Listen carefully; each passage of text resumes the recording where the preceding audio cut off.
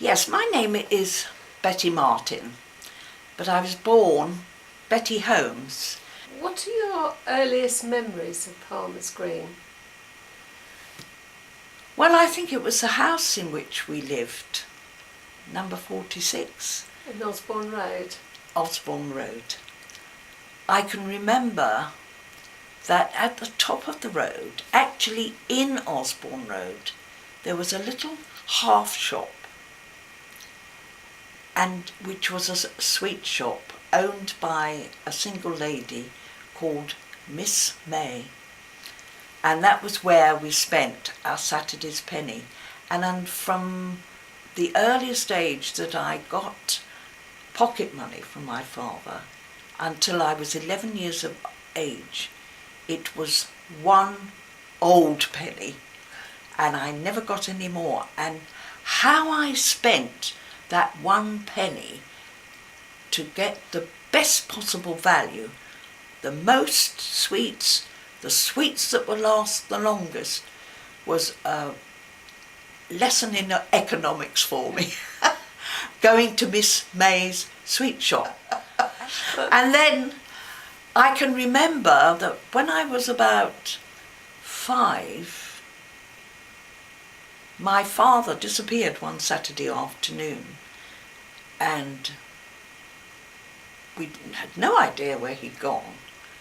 When he came back, he was driving a car, and we had the first car in Osborne Road, and it was a Morris Cowley. And I think my father had decided that it was much cheaper now that there were actually at that stage there were still only 3 children in the family.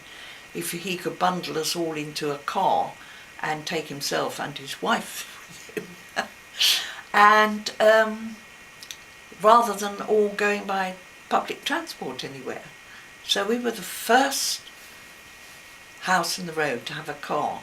It's all changed now, though. People must have been very curious, all the little boys, I imagine, and their families must have all wanted to have a look at it.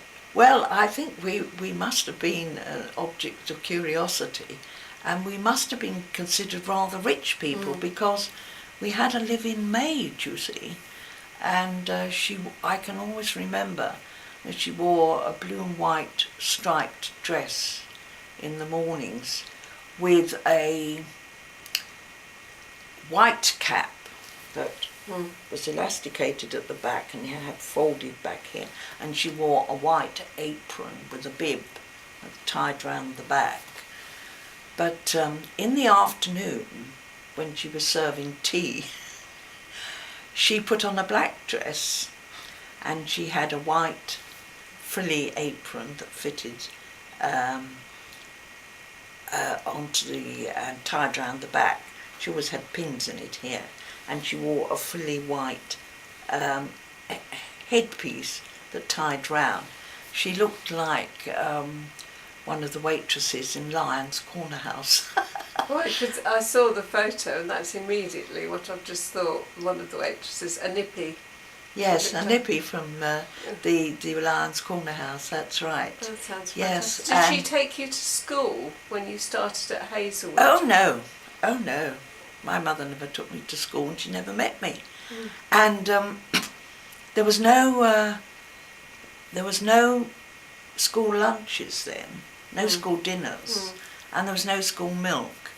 And of course we had to walk all the way home, and from Hazelwood Lane School back to 46 Osborne Road was quite a long walk for a 5-year-old. And it took us all our time to get home and eat our dinner and get back again for school. And all the children left school to go home for dinner. I mean, it was, and my mother saw us all out of the door. And by 12 o'clock, just after 12 o'clock, we were all coming through the door again, wanting our lunch. And quickly, because then you had to be back at school. Oh, yes. I saw that wonderful photograph of your class in the infants. What was it like being one of so many in school? Well, we were all very quiet, we were all very obedient, and I don't think the numbers was a factor with us. We just accepted it. Did you sit in rows in class at Hazelwood Lane? Oh, we had rows of desks, and they were all double desks, and aisles between the rows, and there were just the lids of the desks came up, and we had inkwells.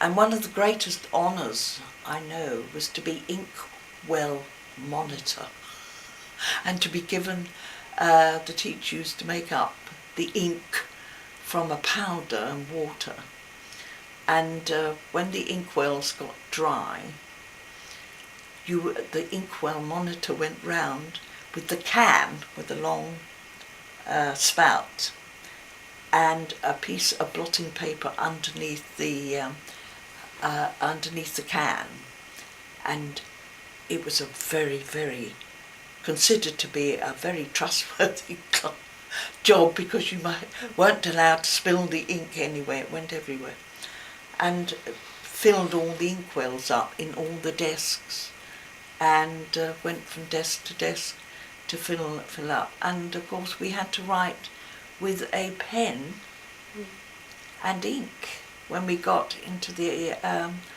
higher classes in the infant school. And it was so difficult learning, because we learned sort of printing, and then we had to learn this elaborate writing when we did our writing. But I mean, we did learn. We learned, we concentrated. There were no diversions at all. Very focused. Very focused. Sounds yes. good. And did you, you had playtimes in the morning and the afternoon, I presume, but yes. You had to go home for lunch? Yes, but at playtimes I can remember how the fashion for the activities that the children played just seemed to happen, and what I remember doing mostly was skipping. And then we had marbles, and we had hopscotch, and we had 5 stones, and the boys played conquer, and they just kicked a tennis ball about, I think. They were keen on football, even in those days. Can you tell us about the cinemas in Palmer's Green? Because I didn't realise how many there were. Oh yes, there was a Palmadium,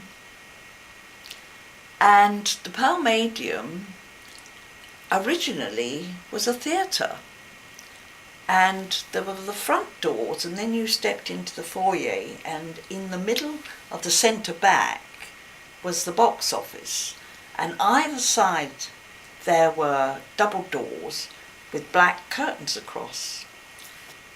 My mother used to send me shopping, and she would give me a shopping basket, a purse with the money in, and a shopping list, and strict instructions as to what I had to get and how much change she expected when I came home.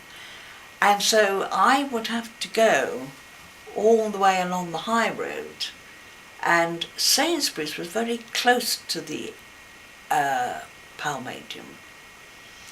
So if I went shopping, I used to stand outside the Palmadium, hoping and praying that somebody might go in, buy a ticket, and then they would go to the double doors either side, where there would be an usherette who would tear up the ticket and would have to open the black curtains to let this person in. And I could see for a fleeting few moments some of this film that was taking place, and I was totally fascinated by the film at the time, but I only caught a briefest of glimpse, but I always hoped this might happen.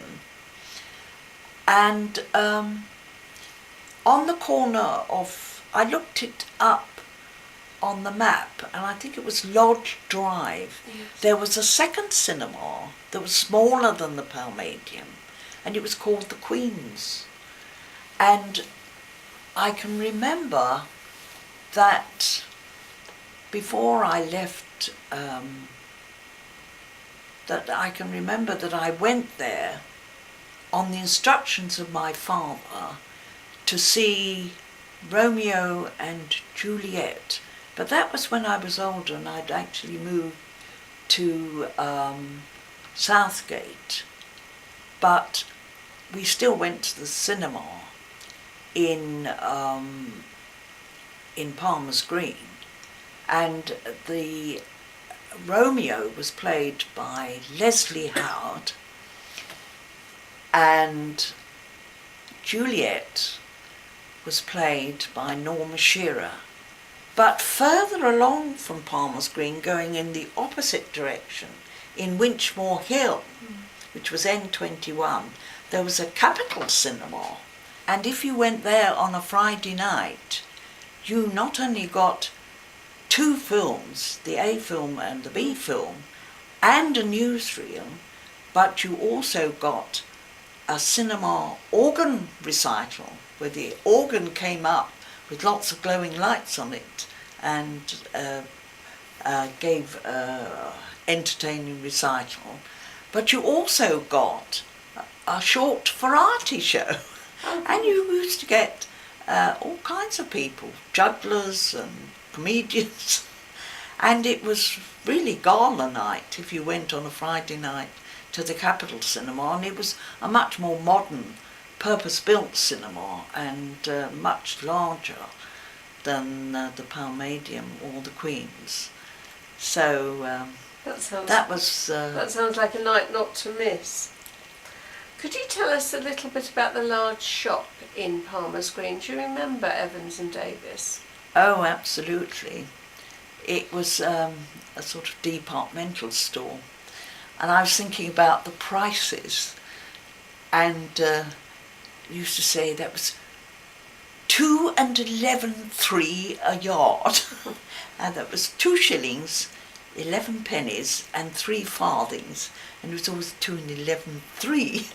And I can remember standing beside my mother while she bought darning wool or elastic or buttons, things of that sort. You went to Minchendon. You were lucky enough to pass the scholarship and go to Minchendon. Yes. And you, there's a lovely photo of you as captain of the netball team. Oh no, it was a hockey team. No, Rounders team actually. Oh, the Rounders team. Oh, sorry. Yes, I was a very, very keen netball player, and I got my netball colours when I was at Minchendon, and that was a great honour. But I found the teachers bored and boring, and the teaching was very, very poor. And we often spent every single moment of our gymnastic class sitting in rows in the gym. And she would sit and talk to us about things, about herself. And we never ever did anything. And she might say, well, take the ropes down. And she'd make us climb the ropes, and you had to hold on to the ropes in the right way. And she seemed to have a penchant for hitting the girls all the time.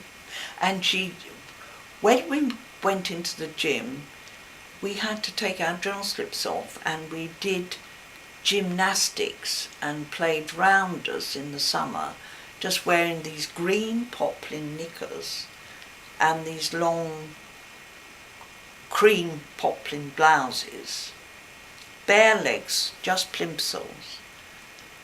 And so we got bare thighs, and she used to come along and say, right, wrong, right, and she'd whack you very hard on the side of the leg. And I don't think anybody understood how to teach children in those days. I don't think they really had any concept of how children learned. And it was a very new science then, and possibly a science that they didn't encounter in their training. Those awful yes, teachers. I'm sure they were probably had degrees. I'm sure they all had degrees in their subjects, but they didn't know how to teach other children. And I mean, well, the hitting sounds awful. Yes, and I can remember we had a student come into the class, and he used to have a heavy book in his hand, and if he thought you were writing something incorrectly, he'd whack you round the head with the book. That frightened me, because I thought I might, I mean, you could damage children's hearing with that. Thank you very much.